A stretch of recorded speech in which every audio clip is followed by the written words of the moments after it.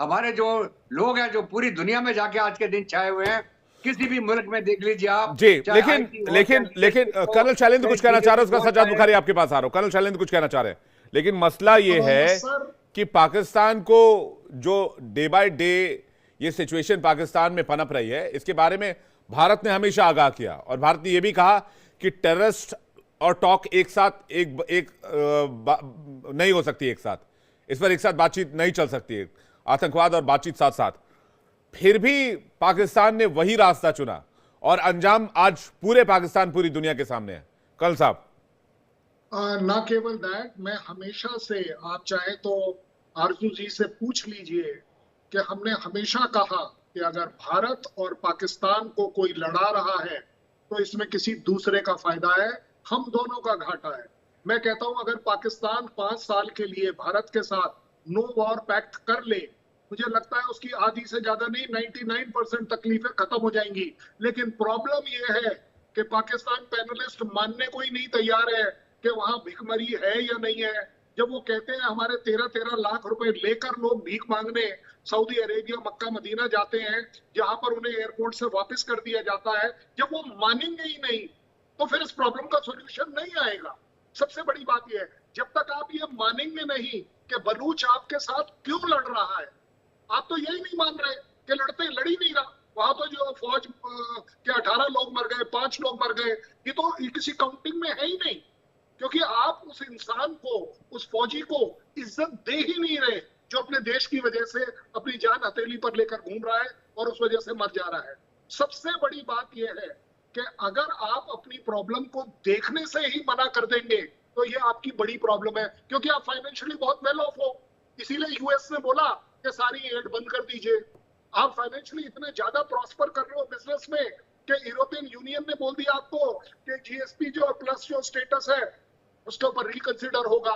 India ने most favoured nation का दर्जा दिया था, जिस दिन हटाया, ये आप ही के पैनलिस्ट ने, फोटोग्राफ्स ने, वीडियोस ने दिखाया जिस तरीके से वाघा बॉर्डर के दूसरी साइड टमाटरों के कम से कम नहीं तो 2000 ट्रक रुके हुए बैठे हुए थे, नहीं मिल पा रहा था, नहीं जा पा रहा था, सड़ रहा था।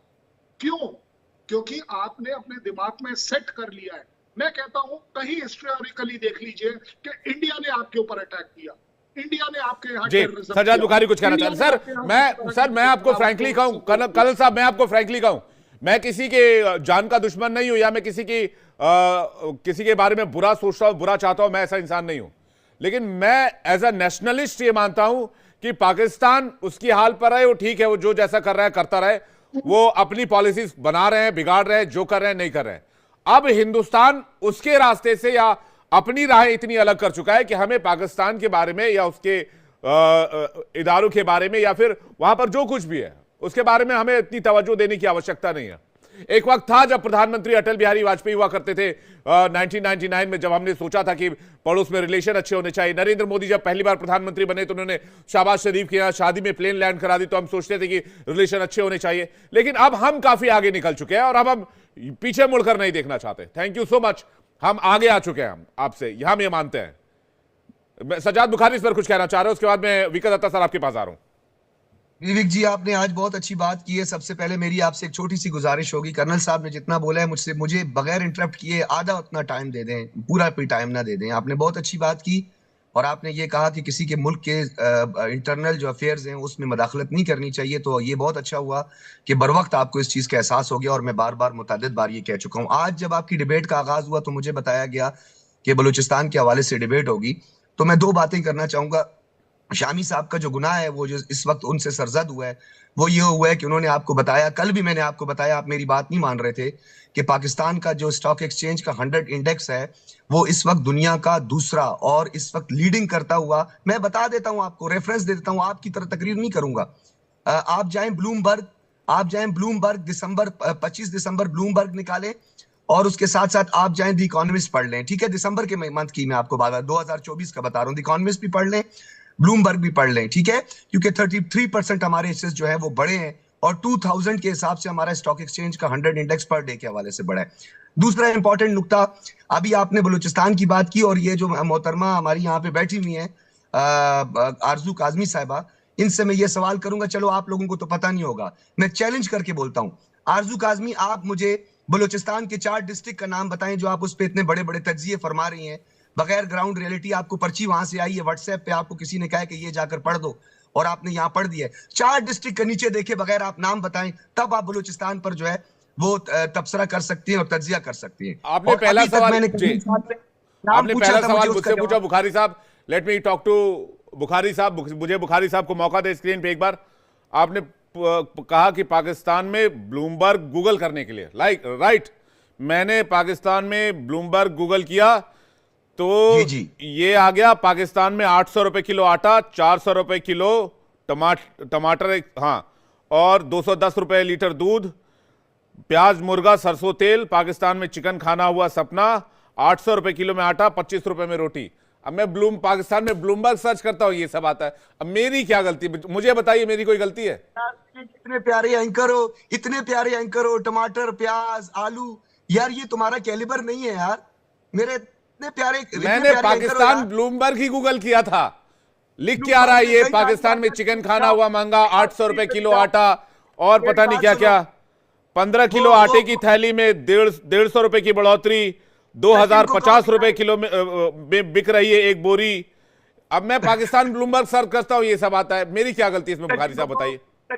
विजुअल्स में चलाए जरा एक दफा, ये आपने जो देखा है, मान जाऊंगा यार। नहीं वो उसके लिए कनेक्ट करना पड़ेगा ना, केबल्स लगानी पड़ेंगी, ऑप्टिक फाइबर बिछानी पड़ेंगी, उसके लिए मुश्किल है, लेकिन मैं आपको भेज दूंगा, मैं आपको पर्सनली भेज दूंगा, अपनी टीम से आपका नंबर लेके आपको स्क्रीनशॉट भेज दूंगा।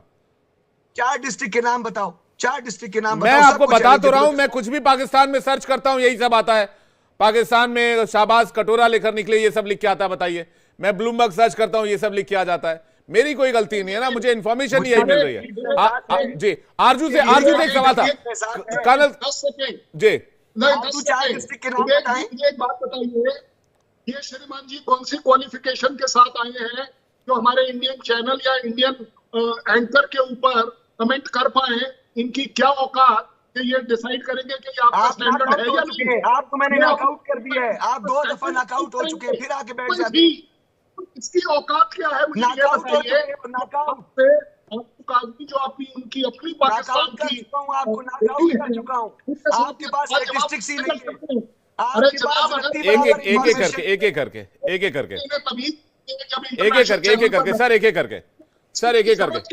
कर्नल साहब एज अ गेस्ट हमने उनको बुलाया है, कर्नल साहब एज अ गेस्ट हमने उनको बुलाया है, कर्नल साहब जी जी, ठीक है ठीक है, लेकिन कर्नल साहब एज अ गेस्ट हमने उनको बुलाया तो उनको सवाल गेस्ट की तरह बिहेव करें।